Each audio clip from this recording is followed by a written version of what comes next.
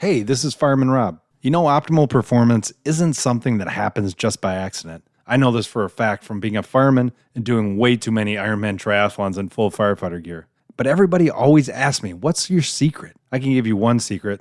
That's the right stuff hydration. Hydration is important when it comes to being present in the moment, ready to run into the fires and being capable of showing up every single time at your best. The Right Stuff was created for NASA, by NASA, for their astronauts. Now it's trusted by professional athletes in Major League Baseball, NBA, NFL, and most of the top-tier college sports. It's not an accident to prepare yourself to be great. If you're looking for that next edge, go to therightstuff-usa.com and enter the code FiremanRob and you'll get 10% off at your checkout. This is an opportunity I wouldn't pass up. I have and still do use The Right Stuff. It's serious hydration for serious athletes, from the weekend warriors to those on the front lines. Make this a part of your habits to be the best you daily.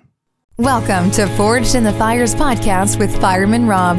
Being a fireman, father, veteran, husband, world record holder, and Ironman, he brings stories of experience to impact your life while challenging you to live it.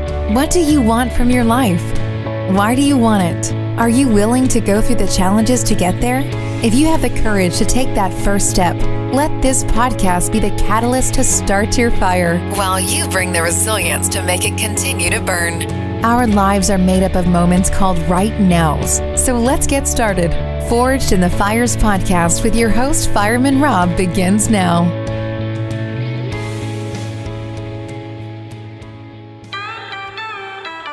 We got the same blood, the same blood. Stay by your side, it's ride or die. We've got the same. Welcome back to Forged in the Fires podcast. I'm your host, Fireman Rob. Today we have a great guest. I can't actually tell you a better lead-in, but this gentleman went from chicken chopper to CEO. I think that's how I'm going to lead it in. His name is Richard Bliss Brooke. How are you doing today, sir? I'm awesome. I couldn't even, I love that chicken chopper to CEO, and I know we're going to find out more about that. But first, I want to say thank you so much for sending the two books and the hat. That is something that is very novel, and I appreciate that. Yeah, you're welcome. And I've got your book right here, Forged in the Fires. Well, you know, the two books that you sent me, the 4-year career and then Mach 2, and I love Mach 2 with your hair on fire. I want to go into this book first because it's just awesome. The depiction, you know, it's how to master self-motivation and stay on fire for your life. This is a perfect book for me. Tell me more about the prowess behind this book. Well, the promise is to teach people how to move away from external motivation, which would be things like competition, recognition, more ego-based or material-based incentives, and to get your motivation, which if you want, I'll talk a little bit about what that means, to get your motivation from more intrinsic, internal, your values and a vision that you create.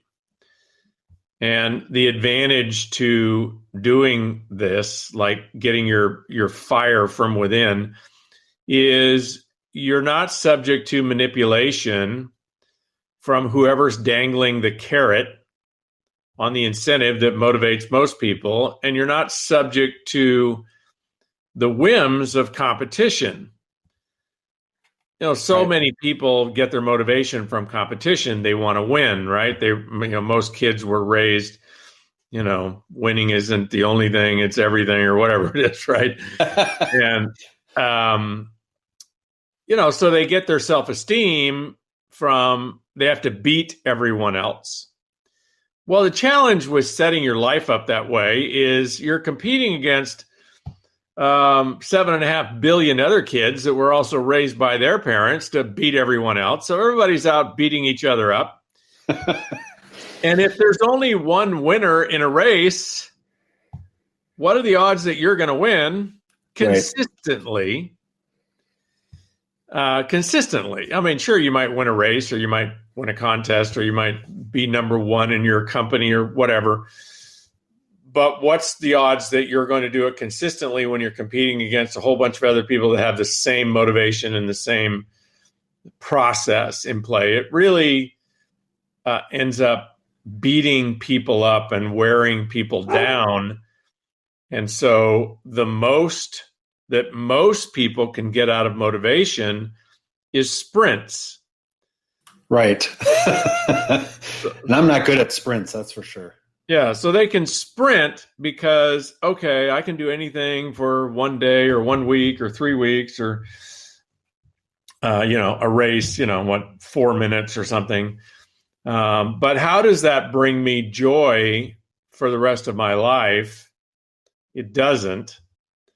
And the way to do that is to build and stoke a fire from within that is not dependent on whether or not you are the winner.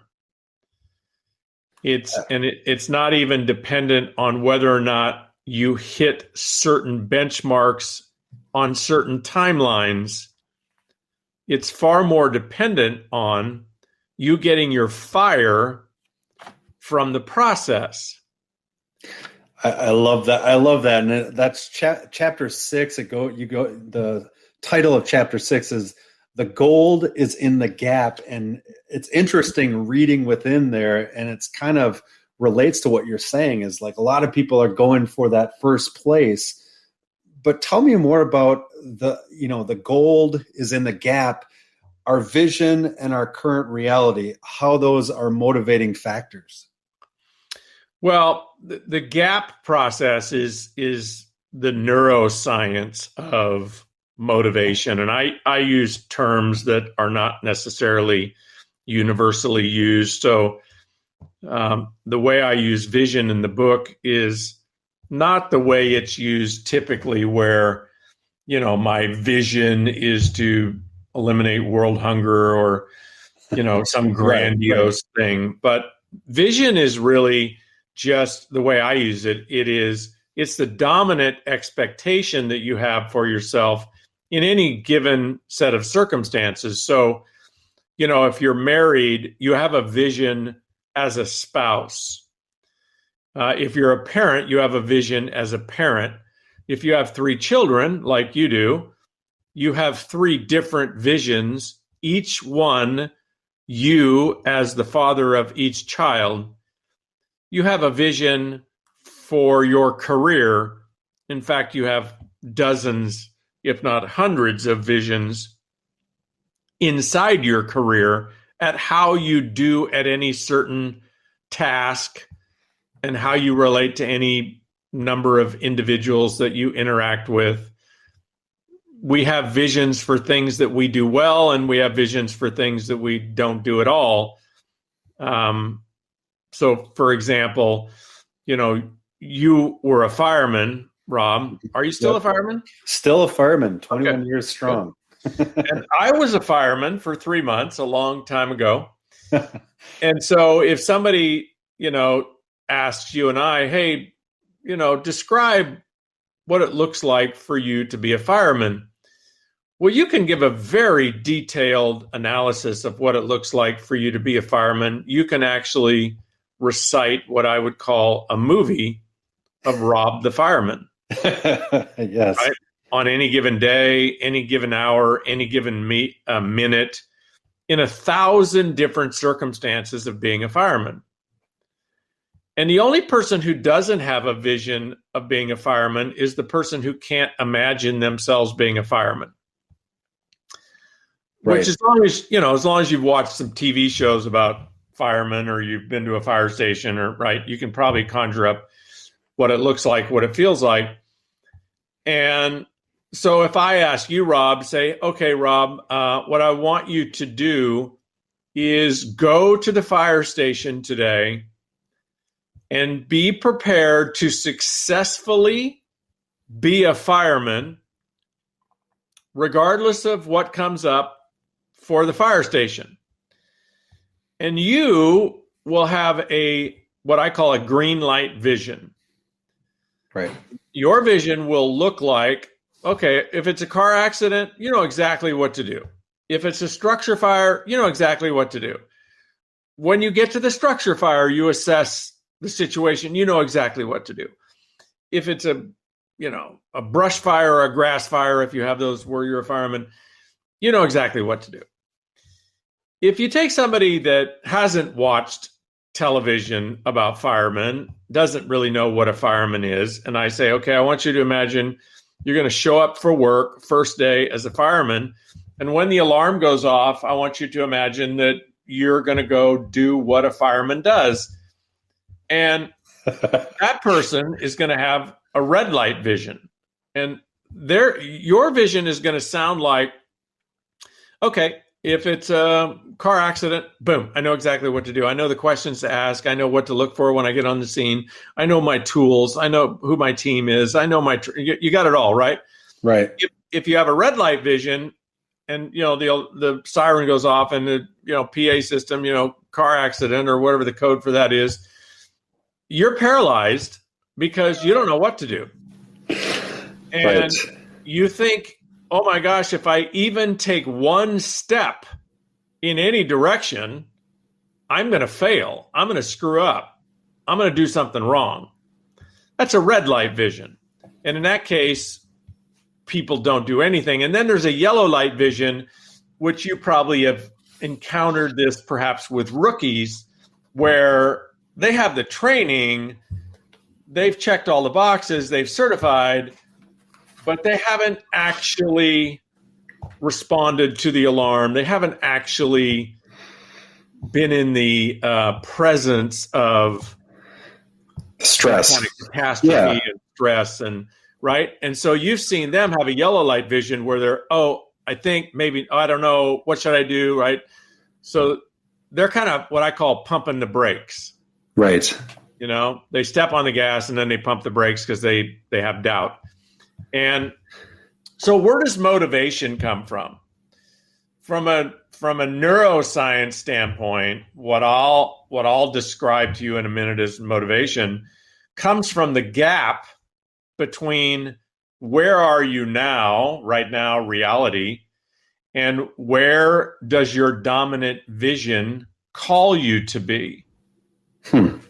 So, for example, if I could peek into your mind and your heart and I could watch the movie, that's the vision, right, of anyone around their, let's say, weight or fitness, I would watch a movie that would either be a green light, yellow light, or red light. And the green light vision, and these are all, by the way, relative to your goals.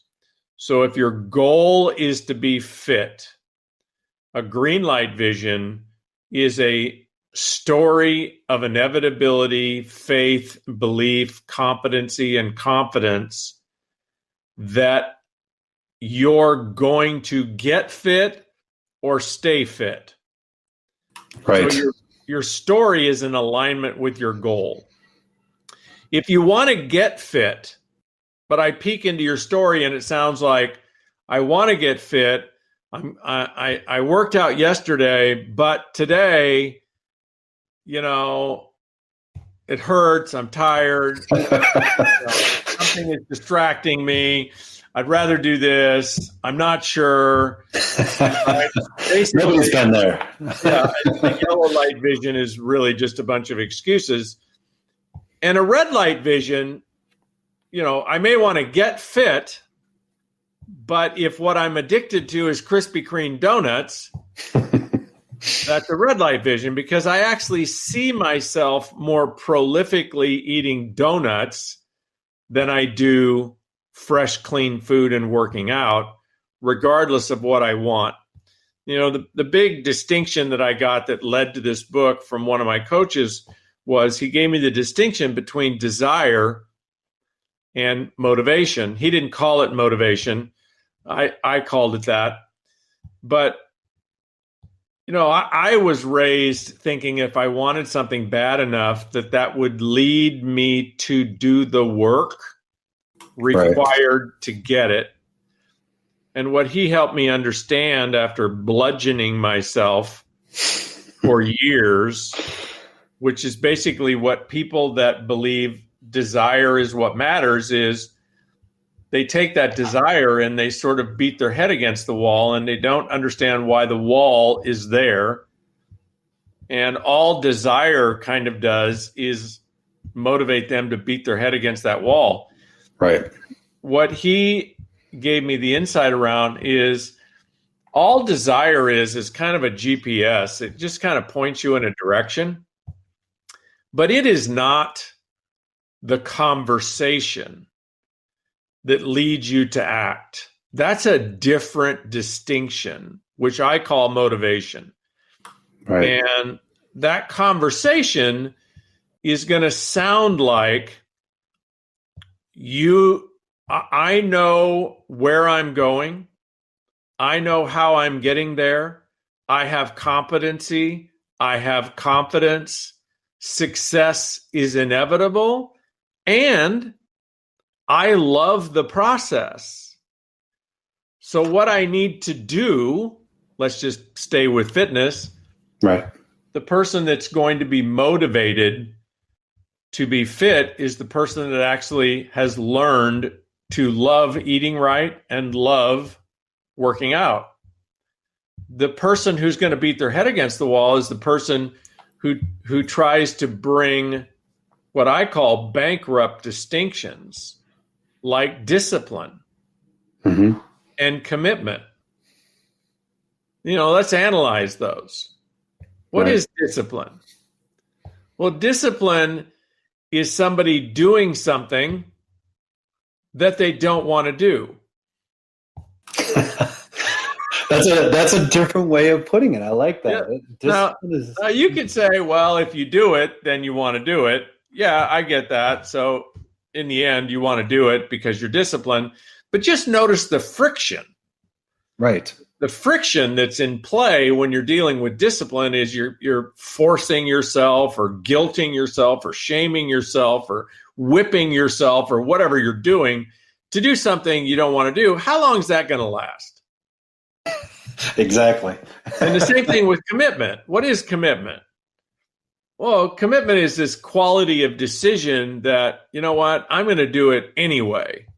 And I totally believe in, one of my slogans is do it anyway. Regardless of what all the excuses are, just do it anyway. But notice the friction. It's like the whole setup for discipline and commitment is the way we have this designed is we don't want to do this thing. And even the words that we use, it's the price that you pay and the 4-letter word of work and, all those words like that really sets you up for not long-term success, not flow, not being fluid, not being in peace, not being in your power.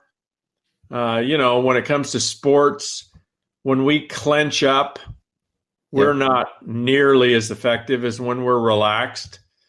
And so how can you be relaxed if you're playing the discipline and commitment game? What Mach 2 is all about is finding out what's really, really important to you, finding out what your gifts are, and then teaching yourself to fall in love with the process that will lead you to your goal and creating and managing the story that you have convinced yourself is true. And I love the first part because it was great what you were talking about, because you can feel that those experiences that you have. And I love this sentence. I'm going to read it exactly because it's perfect. We have an experience and then we decide who we are because of it. And you call this I aming. Tell me more about that, because that is such a huge thing that people do to themselves in a situation, whether it's a traumatic situation or a good situation, and then they just run forward with it, not understanding all the ramifications that come from it. Yeah, it gets a little deep on this subject, but may a simple way for people to visualize it is what I call little circle, big circle. And this is all happens in our formative years. And that can be prenatally through maybe 5 years old. And what happens prenatally through about 5 years old is we as children, we don't have enough experience to have a frame of reference for why things are happening. We don't know about the world. We don't know about marriage. We don't know about parenting. We don't know about money. We don't know about work. We don't know about stress. We don't know about any of that stuff. Competition, right. Jealousy, drama. All we're trying to figure out in those formative years, as we look out in this, and just try to imagine looking out into the world as a brand new being, how chaotic and confusing. You know, we take it for granted because we know what's going on. But imagine that you were, I don't know, kidnapped by Martians or something, and you were magically transported to this other place, but the other place didn't have any of the same frames of reference that you have now. So people didn't look like people. Conversation didn't sound like conversation. Right. Chairs didn't look like chairs. Cars didn't look like cars. TV didn't look like everything was different. And as you're looking at the Martian world, you're trying to figure out, what is all this stuff? And what's going to happen to me? How do I fit in? How do I survive? Like, how does all this work? And so in that environment, what kids are trying to figure out is, who are they and how do they fit in? And it's really, the essence of it is it's the creation of their self-esteem. The number one epidemic on our planet is not cancer or famine or any of that stuff. It's self-esteem. The number one disease we have as a population is low self-esteem. And it's because parenting is, for humans, we still kind of do it like animals, right? Birds just hatch eggs and whatever. Like, any kind of an animal just has babies and, hey, figure it out. And humans kind of do that too, right? We just have kids and figure it out. And yet humans are different than animals and birds, and because we have the gift of conscious thought and creative thought. So when we're 2 years old, we're not working on instinct. We're not limited to eating, survival, and procreation. We have a lot more going on. And so those little 2 or 3 year olds, here's a common event. Well, one of the things we want besides food is we just want safety and nurturing and love, and, we want hugs, right? And so daddy's had a real hard day at work, and, he got threatened to be fired, and he got passed over for a promotion, and he missed his quota, and, blah, blah, blah. And so daddy comes home, and, oh, by the way, daddy's a half alcoholic. Why? Well, because his dad was an alcoholic. And, so dad has a few pops. And so the little 2 or 3 year old kid, goes to crawl up on daddy's lap. But what's daddy doing? He's watching the news because he's trying to escape from life. And so what does he do to the little 2 or 3 year old? He blows him off, right? He's down, go see your mom, right? Right. Mom's cooking dinner, and so she's like, no, here's $1,000 iPad. Go watch this, right? Have this parent you. Right. And so the little circle is what happened. Now, what can be in that little circle is Daddy blew me off. Mommy didn't have time for me. My parents argued. There was yelling in the house. I mean, a million different things, including emotional, physical, and sexual abuse. Right. That, on the extremes. That's what's in the little circle. That's what happened. And you can define what happened in a sentence or two. And it usually, not always, but usually only happened once before the child made up who they were that this is happening. And that is what's in the big circle. What I made up about it. Right. So, for example, when I was a kid, my parents argued a lot and they yelled, and I don't remember until my mom and dad were about dead on their deathbed, either one of them ever telling me they loved me. And, so if you go back to 2, 3, 4 years old, how did that play out in my upbringing? I don't think there were any hugs. I don't think there was any nurturing like that. And so what does a little kid make? So what happened is, okay, no hugs for you. What do you make up about it? I'm not loved. I'm not worthy. Right. And that's in the big circle. And so as soon as you decide that's who you are, then what do? You go out in the world and you do one of two things.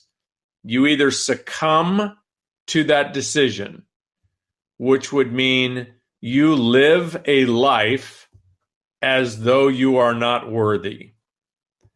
Right. And that influences all your decisions, your ambition, your belief system. And basically, you will then live a mediocre, if not destructive life. Or about half of kids, interestingly, and I don't know why, rebel against that decision, and they spend the rest of their life trying to prove that they are.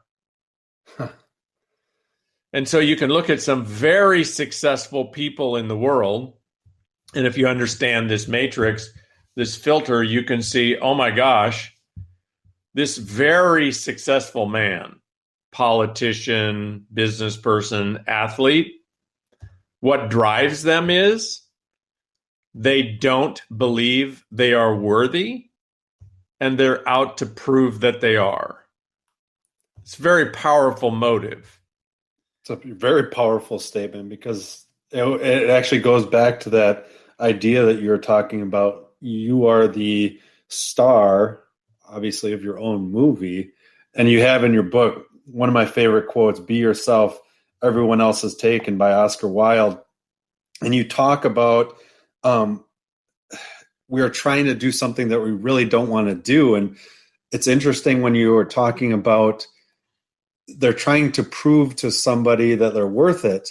How do you transition that thought process into, because you had to transition it. How do you transition that? Well, I mean, it's not easy. It takes time, but it's as simple as this. So, if I was having a conversation with, I'm a coach, and so I have this conversation with people lots of times.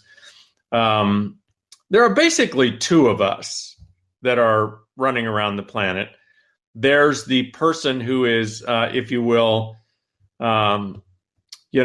operating at 3 years old, a arrested development. They are a petulant 3-year-old. They're sad. They're mad. They're depressed. They don't feel worthy. They're either just going to roll over and play dead in life, or they're going to try to beat everyone up and prove that they are worthy. That's the 3-year-old. But right. In all of us, there's also the 30-year-old. or the 60-year-old and that is the person that, you know what, they've actually survived some major things in life. They've accomplished some major things. You know, maybe they have a successful career. Maybe they've been a successful athlete. Maybe they've solved some big problem in their life. You know, certainly if they have kids, you know, you can't do that and be completely a mess and incompetent. Right. And so in the coaching conversation, what it sounds like is, well, first we identify, you know, who is the petulant child? What happened? What did you make up about it? Get some agreement that there is a distinction between what happened and what you made up about it. So if your dad was busy because he had a bad day, does that mean that you're unworthy and unlovable and should lead a crap life for the next 70 years? And people kind of get it. Right. No. Right. You know, okay, I'm coaching this 40-year-old. Do you have kids? Yes. Are you ever a little irritated at your kids? Yes. Does that mean you don't love them? No. Does that mean they're not worthy? No. Okay. So, you know, once you kind of give people the sense of that, right, then the project is, all right, so that's what happened. We're not going to change what happened. We're not going to rewrite history.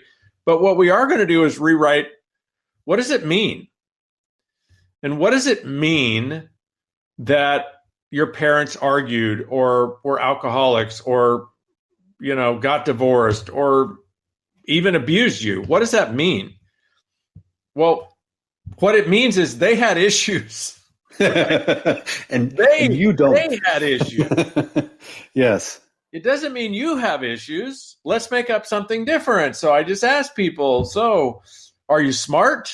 Like, you know, when you're on your A game, you know, when you're doing well in life, are you smart? And everybody says yes. You know, are you compassionate? Yes. Are you courageous when you're on your A game? Sometimes I have to like keep reminding them, I'm not asking about that petulant child. Not the C game, no, the A game. Your A game, yes. And then I just list out for people as I answer all these questions, and we come up with 10 qualities, which I call your A game. And you know, another analogy I use is kind of like we're the bus driver, and what's on the bus is our spouse, our kids, our careers, our health, our happiness, our wealth. And you either got a 3-year-old who is out to prove that he can drive that bus faster than anybody on the planet, or you got a 3-year-old or a 2-year-old or a 5-year-old that doesn't believe they're worthy of even driving the bus. And so what they tend to keep doing is wrecking the bus. Right. So you either got the petulant child driving the bus or you got an adult driving the bus. And so if you want an adult driving your bus, let's make up something different about the fact that your parents were alcoholics or argued or were stressed out or worse, were whack jobs. Let's make up that you are a, if you will, child of God, and you are brilliant and you are capable, and let's redefine who's driving the bus and let's make that the big circle. I absolutely love that answer. Make sure you go to richardbrooke.com and you can get Mach 2. You can find out more about Richard.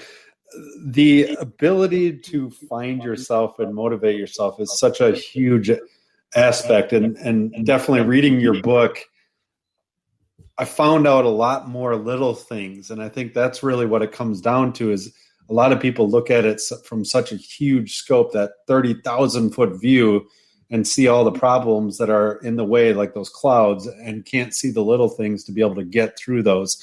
But I appreciate you putting that into words so that we can all actually get through it.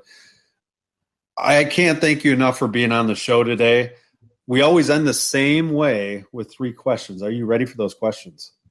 I better be, because you're going to ask them and I don't know what they are. See, I like it. See, you're prepared no matter what. All right, here it is. This is actually going to be funny because we were just talking about a 3-year-old driving a bus. what would be one big suggestion or piece of advice that you'd actually tell to your 18-year-old self? The one that comes up, Rob, is, and I don't expect that the suggestion would stick. Okay. Yes. So this is a futile attempt, I think. But if I could rewire my brain and my heart at 18, I would rewire me to not make purchases that were designed to build my self-esteem. Wow. Not purchase the cars, the homes, the clothes, the bottles of champagne. I remember once at a dinner buying 3 $750 bottles of champagne. And this was 40 years ago. Yeah. Why did I do that? To impress people. Right. I love that advice, and I think you hit it on the head, knowing that at that frame of mind, you were not able, you may not have been able to understand that concept. No, I'd have told me to get lost. You'd have told yourself, hey, you need that car. Yeah, right. I need it. I need that car. All right, here's the second one. So with all the, a lot of people are going through challenges and struggles, not just now, but they have been throughout their lives. What are 2 daily habits? It can be they do it in the morning or in the evening that you would suggest that they incorporate daily to start living their lives forward. Well, the first one would be to spend, it doesn't matter how much time, it just matters how consistent it is. So daily is more important than how much time each day. 5, 10, 15 minutes daily change your life. And that is read, listen, or watch something that educates and inspires you. Love that. So in the absence of education and inspiration, we tend to think about and process, visualize, our current life. And so if you have challenges, if you have problems, those always rise to the surface, right? So if you just look at most people's lives, right, what do they spend most of their life thinking about? Worrying about things that haven't happened that they imagine might happen that hardly ever do happen. Yeah. Or being depressed about things that, have happened. That's what they spend most of their time thinking about. And thoughts are things, and thoughts change our vibration. Thoughts change our actions. Thoughts change everything. So spend 15 minutes a day inspiring this spiritual being to create and attract some progress in your life. And the second thing I would suggest people do is, as hard as it might be in the beginning, set some goals, achievable goals, not big goals. Right. Set some goals and write them down and study them every day. Just look at them and think about them and watch how those written goals start to have you lean in to action.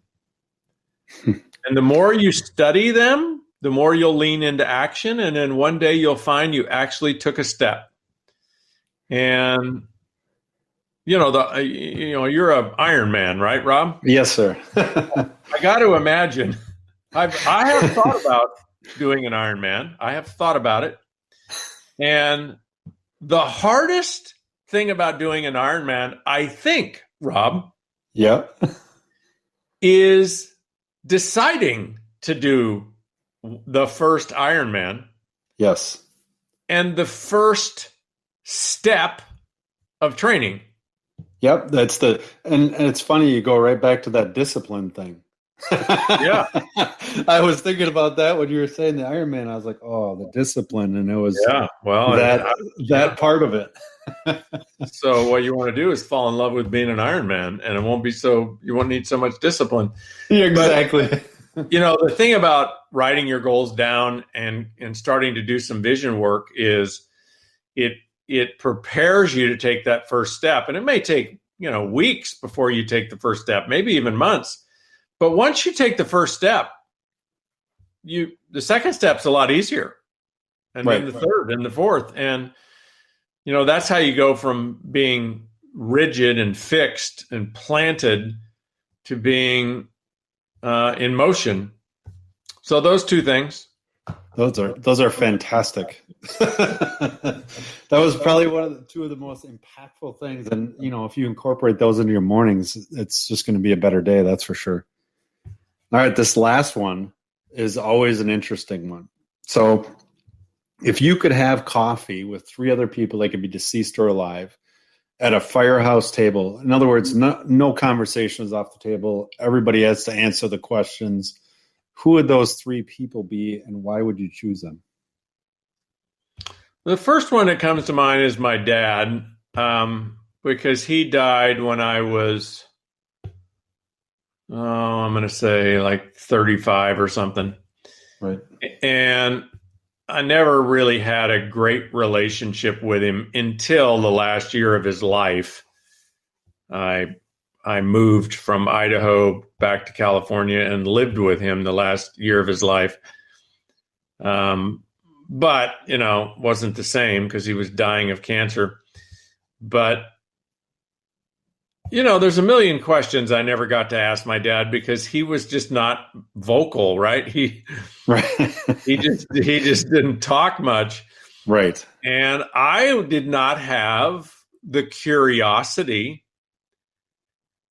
or the confidence, probably even more the curiosity as a young man. I just wasn't that curious about his life. But today I am. I'm very curious about so many things about his life. And so he'd be one. Wow. I'm gonna just take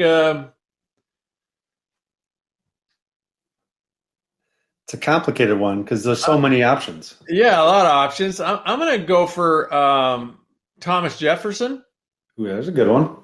Yeah, and my curiosity with Thomas is, I think it's really fascinating what our founding fathers, the vision they had. Oh, yeah, I agree.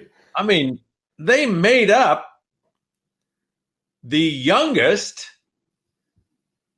in terms of years, so it's a little over 200 years now, the youngest, but the most powerful democracy in the history of the planet. And they made it up out of thin air. They committed it to writing, and they went and executed it. And I just think I would find it fascinating to hear them speak about it through their eyes and their heart and their. And the second one might probably be a toss-up between Richard Branson and Bill Gates. Ooh, I mean, two totally different people, but what I admire about both of them is they see the future of our world through a lens of contribution. Mm-hmm. And yes, both of them may have taken until they're, multi-billionaires. Right. But now what they seem, and I know some people don't like Bill Gates, and maybe some people don't like, it's not about liking them or even agreeing with them. It's not about any of that. It's what those two men are focused on for the rest of their life is a long-term vision for our world. How are we going to survive as a United States, as a democracy? How are we going to survive as a people on this planet when we've spent the last 200 years basically destroying the planet for profit and convenience. Yep. And we continue to. And these men can afford. So I don't hold them in high self-esteem. Like, how come all the rest of you out there aren't spending all your life thinking about how we're going to survive the next 1,000 years? Well, because we're trying to figure out how to pay the bills and raise our kids, and Bill Gates, Richard Branson, they don't have to worry about any of that stuff. So they should be spending their time doing something admirable. And they are, and I think it would be fascinating to spend time listening to, okay, what do you see for the next 50 years? And how are we going to navigate that as a people? How are we going to navigate it for our children? What kind of world will our children be living in? Healthcare, environment, the economy, the social, part of it. I just find that fascinating. Now that is what I call a full firehouse table right there. Some good choices there, Richard. Thank you. Well, hey, I appreciate you coming on the show today. Make sure you go to richardbrooke.com. You can get his books. He has courses. He has a wealth of knowledge on that site. So make sure that you check out that site. Richard, thanks so much for being on today. Yeah, thank you, Rob. I look forward to meeting you down the road somewhere. One of your Ironman, fascinating thing you're doing. I really admire you. Congratulations. I appreciate it, sir. I appreciate it. And thanks for joining us, and we'll talk to you next time.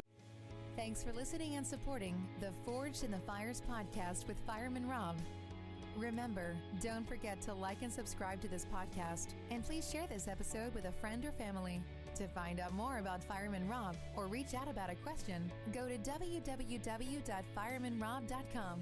Until next time, live your life forged in the fires.